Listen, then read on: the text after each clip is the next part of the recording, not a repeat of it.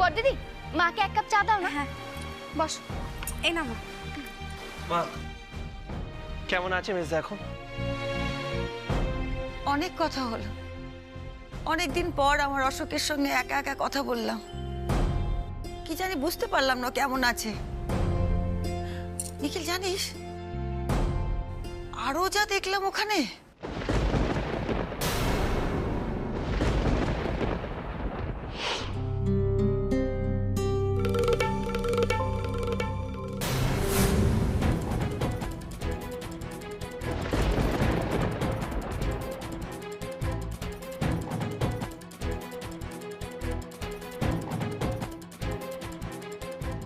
আপনার কাছাকাছি হয়ে গেছে, তাড়াতাড়ি শেষ করুন, এবার যেতে হবে আপনাকে। হ্যাঁ এই হয়ে এসছে ম্যানেজার বাবু। ম্যানেজার বাবু, বলছিলাম যে আমার হাজবেন্ডকে কি আমি একটিবার দেখতে পাবো না? শুধু চোখের দেখা একবার দূর থেকে হলেই চলবে। হ্যাঁ, একবার দেখতে চাইলে নিশ্চয়ই দেখা করতে পারবেন। আসুন, উনি বাগানে কাজ করছেন। কি বাগানে কাজ করছে?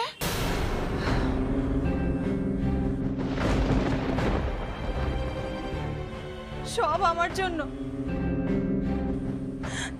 জানেন ম্যানেজার বাবু, আমার হাজবেন্ড একেবারে রাজপুত্রের মতো মানুষ হয়েছে। বাড়ির সবাই তাকে ঘিরে থাকতো, সারাক্ষণ মাথায় করে রাখতো। আর সেই মানুষটাকে আজ আমার জন্য, শুধুমাত্র আমার জন্য এইসব কাজ করতে হচ্ছে। না না, আমি এটা সহ্য করতে পারছি না। আমার মরেই যাওয়া ভালো, আমার মৃত্যুই ভালো। আমি মরেই যাব, আমার মরে যাওয়াই ভালো, আমার মরে যাওয়াই ভালো। আমি মরে যাব, আমি মরেই যাব।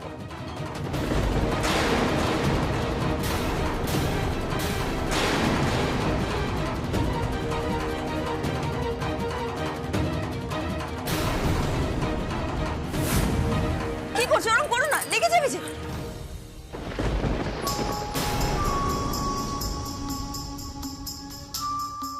মা, এরকম করে কেউ মাথা ঢোকে? হ্যাঁ, ব্যথা লেগে যাবে তো। আমার ছেড়ে দাও মা, আমাকে আর আটকিও না। আমার এই পোড়া কপাল পেটে চৌচির হয়ে যাক, আমার শাস্তি পেতে দাও মা। আমার মরে যাওয়াই ভালো, আমার মরে যাওয়াই ভালো। আমায় ছেড়ে দাও না, কেন করছো এসব? হ্যাঁ, এইভাবে কেউ মাথা ঢোকে নাকি? কি লাভ এসব করে? গতকাল রাত্রে শুনেছি তুমি নাকি আগুনের উপর দিয়ে হাঁটার চেষ্টা করেছো, আর আজকে এরকম মাথা ঢুকছো। কেন করছো বলো তো মেজো বৌমা? যা হবার তা তো হয়েই গেছে। একবার বিশ্বাস ভেঙে গেলে আর জোড়া লাগে, অনেক সময় লাগে।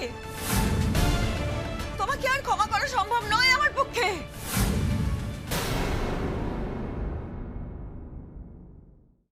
আমি তো তা চাইনি মা, তোমরা আমাকে ক্ষমা করে দাও সবাই। আমি কি একবার এটা দাবি করেছি বলো? আমার সত্যি কিছু চাই না মা, আমার সত্যি কিচ্ছু চাই না।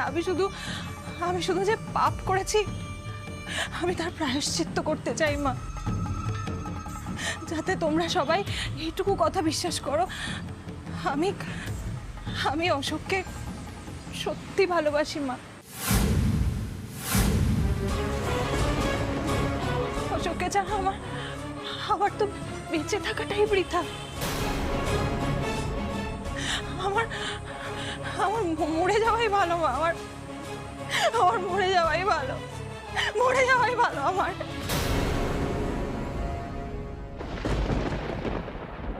তুমি মেজো বৌমার অভিনয়ের ফাঁদে পা দিও না সুজাতা, ও এগুলো ইচ্ছে করে করছে। দেখো, আমরা নরম মনের মানুষ, কারো দুঃখ কষ্ট সহ্য করতে পারি না, তাই ও এই সব করে এই বাড়ি ফেরার রাস্তাটা পরিষ্কার করতে চাইছি। ভাবছে ওর এই সব দেখে আমরা আবার ওকে বাড়ি ফিরিয়ে নেব। তুমি ওর নাটকে গলে যেও না সুজাতা। দেখো, ওই ছোট বৌমা নিখিল কাল যা দেখার দেখে এসেছে। আমি সত্যিই জানি না কে ঠিক কে ভুল। আমি আমি যা দেখলাম সেটাকে অবিশ্বাস করে কি করে? আমার মনটা যে মানছে না। আর অশোক, অশোক না সত্যিই মেজ বৌমাকে ভালোবাসে।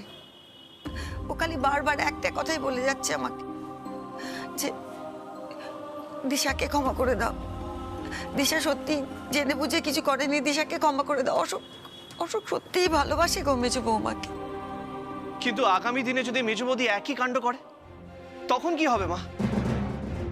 বলছিলাম মেজদা ভাই আগে বাড়ি ফিরুক, মেজদা ভাইকে আমরা বুঝিয়ে সবকিছু বলবো, তারপরে সব ঠিক হয়ে যাবে মা। আমরা সবাই জানি ভালোবাসা থেকে বড় আর কিচ্ছু হয় না ছোট কর্তা। তাছাড়া মেয়েদাদা তো সত্যি মেয়েদিদিকে খুব ভালোবাসেন, তাই উনি কোনোদিনই সিদ্ধান্ত নিতে পারবেন না। আর সত্যি যদি মেয়েদিদি ওনার ভুলটা বুঝতে পারে, যদি সত্যি উনি শুধরে যান, যদি সত্যি প্রাণপাত করে মেয়েদাদাকে ভালোবাসতে পারে, তাই বাবা আমার মনে হয় যে আমাদের মেয়েদিদিকে ক্ষমা করে দেওয়া উচিত।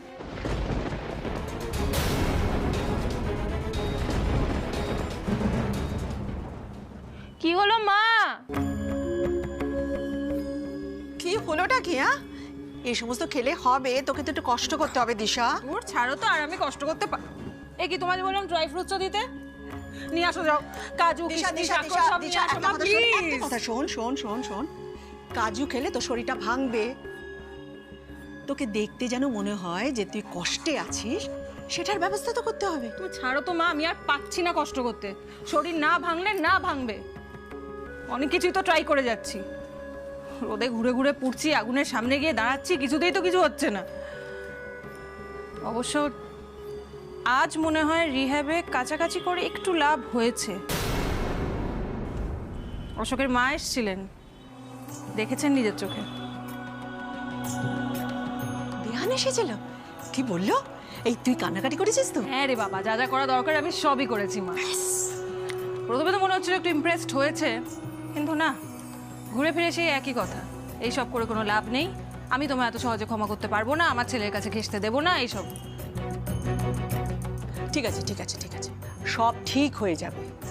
কিন্তু তুই কি করে জানলি যে বেয়ান ওখানে যাবে? তুমি কি ভাবো মা, আমি এতটাই কাঁচা প্লেয়ার? ভুলে যেও না, চৌধুরী বাড়িতে আমার দুজন স্পাই এখনো রয়েছে, রুক্মিণী মাসি আর রাধারানী।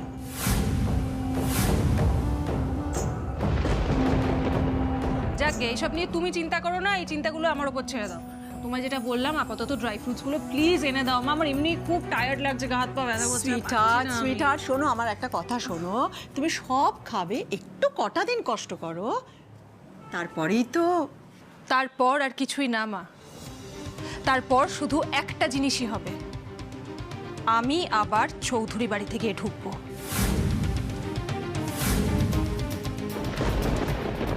ওই বাড়িতে আমি যেভাবে থাকতাম, পায়ের ওপর পা তুলে ভালো মন্দ খেয়ে, ঠিক সেইভাবেই আমি থাকতে চাই। এইভাবে মেড়মেড়ে হয়ে জীবন আমি কাটাতে চাই না মা, চাই না। তার আগে আমাদের কিছুদিন অপেক্ষা করে যাওয়াই ভালো। দরকার পড়লে সিদ্ধান্ত নেওয়ার আগে আমরা আরো একবার মেয়েদিদিকে পরীক্ষা করে নেব। সেটাই ছোট বৌমা, এত সহজে মেজ বৌমার কাজকর্মে আমাদের গলে যাওয়ার কোনো মানে হয় না। দেখো, হয়তো সুজাতাকে ফলো করে বুঝতে পেরেছে যে সুজাতা রিহ্যাবে যাবে, সেই জন্য আগে থেকে গিয়ে এসব নাটক করছে। কিংবা অশোক যদি বেঁকে বসে, সেই জন্য এসব করছে। না না, আমার ওকে একদম বিশ্বাস হয় না, ও সব কিছু করতে পারে স্বার্থের জন্য। আমি এখন বিশ্বাস করছি না বাবা, কারণ কাল রাতে উনি যেটা করেছিলেন সেটা ওনার নাটক ছিল।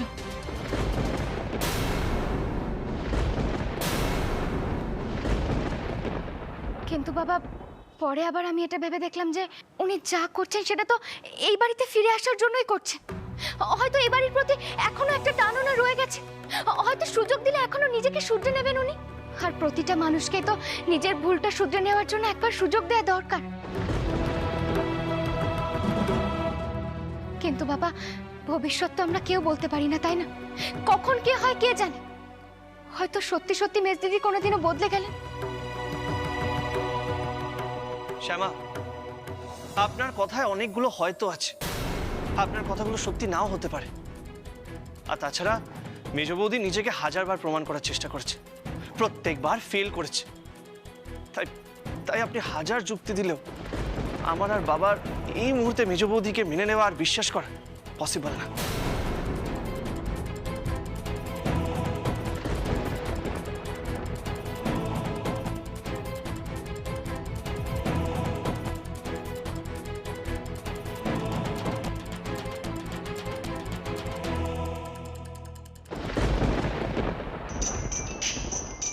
মা একটু এনে দাও না ড্রাই ফ্রুটসগুলো।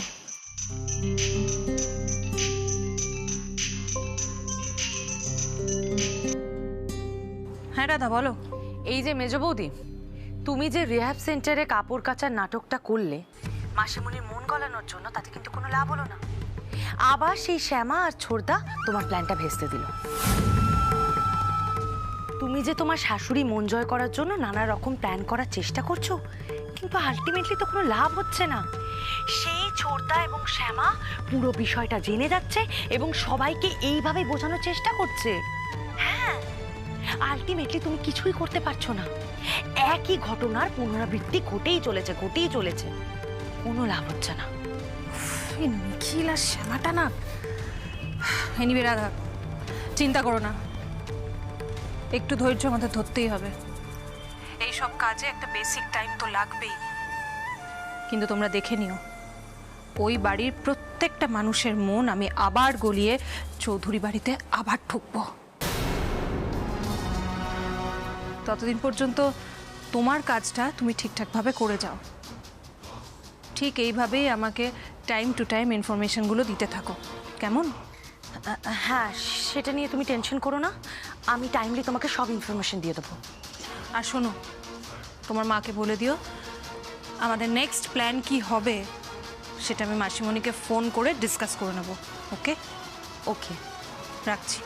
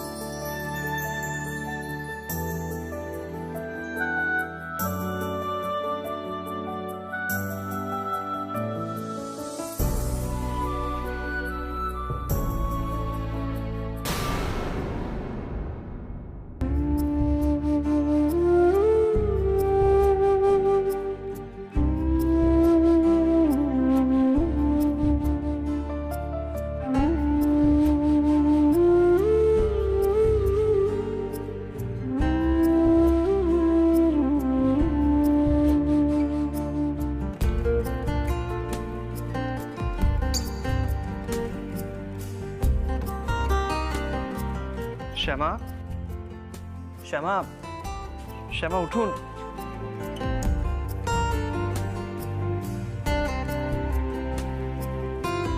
শ্যামা,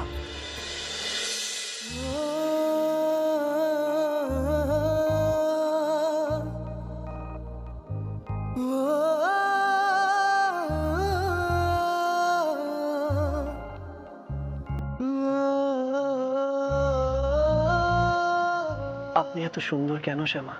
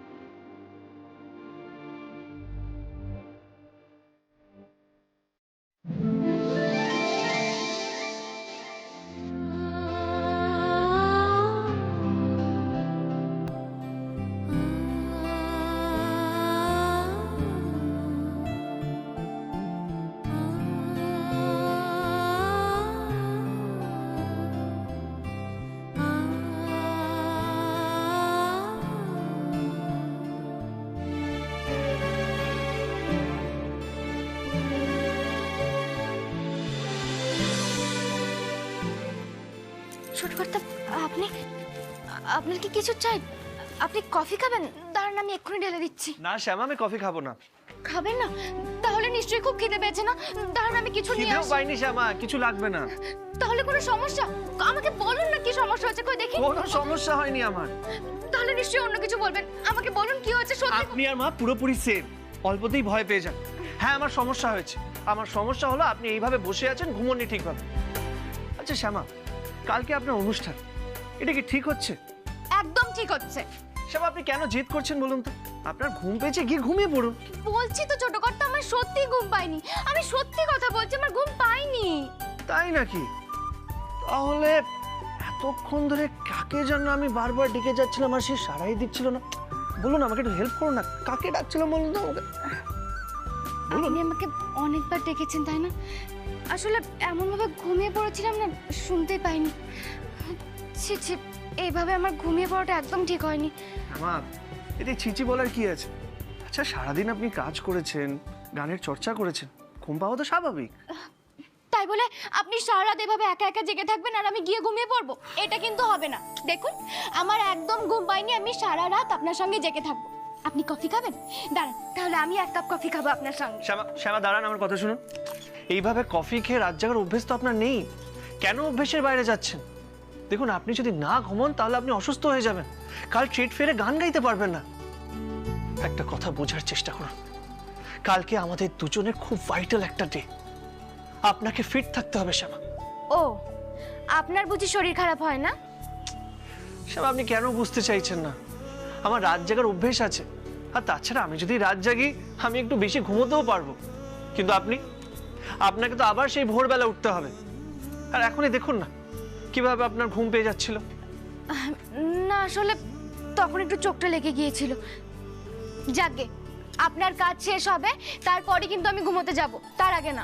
শ্যামা, আপনি তো আচ্ছা মানুষ, আমার সব কথা শুনবেন, বুঝবেন, কিন্তু অ্যাট লাস্ট আপনার যেটা ইচ্ছে হবে আপনি সেটাই করবেন। দেখেছেন, এই জন্যই কালকে আমি আপনাকে ঝগড়ুটে বলেছিলাম।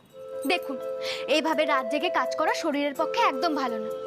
হ্যাঁ, তবুও আজ রাতে আমি আপনাকে জাগবার অনুমতি দিয়েছি, কারণ আজ রাতের মধ্যে আপনার কাজটা শেষ করতে হবে। এভাবে একা একা কাজ করতে করতে যদি আপনি ঘুমিয়ে পড়েন, তাই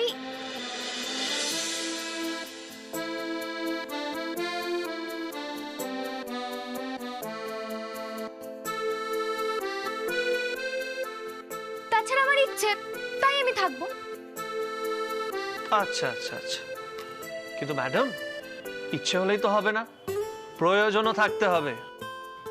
তার মানে আপনি বলতে চাইছেন যে আপনার আমাকে প্রয়োজন নেই, তাই তো? না, প্রয়োজন নেই, বুঝেছেন?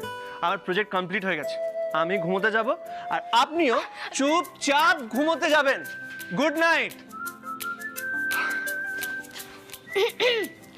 আমি কিন্তু এবার সত্যি সত্যি চলে যাব, ডাকলেও কিন্তু আসবো না।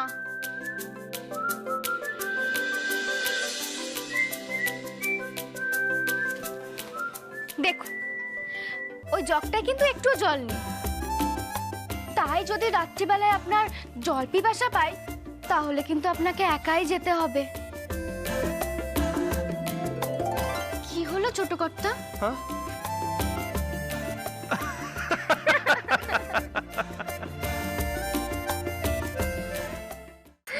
আপনাকে দেখে কিন্তু আমার খুব হিংসে হয়। হিংসে? কেন হিংসে হয় কেন? কারণ আপনি গায়িকা, কি সুন্দর সুইচ অন সুইচ অফের মতো যখন ইচ্ছে আপনি গান গেয়ে ফেলেন। কিন্তু আমাকে প্রেজেন্টেশনের জন্য ভীষণ খাটতে হয় শ্যামা। প্রজেক্টের কস্ট, লজিস্টিক সবকিছু স্টেপ বাই স্টেপ মেলাতে হয়, না হলে তো প্রজেক্টটা কমপ্লিটই হবে না। কি রকম? আমাকে একটু বুঝিয়ে বলুন তো, দেখি বুঝতে পারি কিনা আমি। শ্যামা, আপনি বুঝে কি করবেন? মানে ব্যবসার ব্যাপারে বুঝে আপনি কি করবেন? আপনি হলেন শিল্পী মানুষ, আপনি যাবেন, সুন্দরভাবে গান গাইবেন, সবাই তালি দেবে, আর তারপর সবার বাহবা কুড়িয়ে চলে আসবে। আর আমাকে কি করতে হবে জানেন? কি করতে হবে? আমার সামনে বসে থাকবে গম্ভীর গম্ভীর লোকজন, তাদের সামনে প্রেজেন্টেশনটা আমাকে ভালোভাবে বোঝাতে হবে। তারপরে মানে শুধু বোঝালেই হবে না, ওদের প্রশ্নের উত্তরও দিতে হবে, না হলে তো প্রজেক্টটা পাসই করবে না।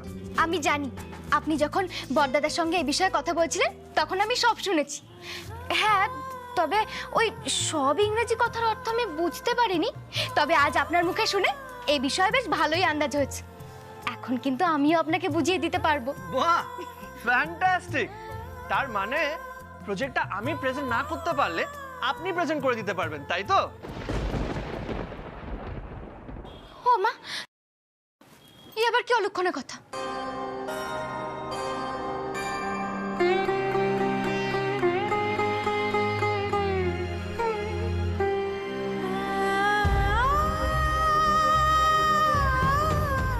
দেখবেন সব ভালো হবে, আপনি সব করবেন। তাছাড়া আমার কৃষ্ণ তো সব সময় আমাদের সঙ্গে আছে। আপনি আপনার কাজটা ভালোভাবে করবেন আর আমি আমার গান ভালোভাবে গাইব।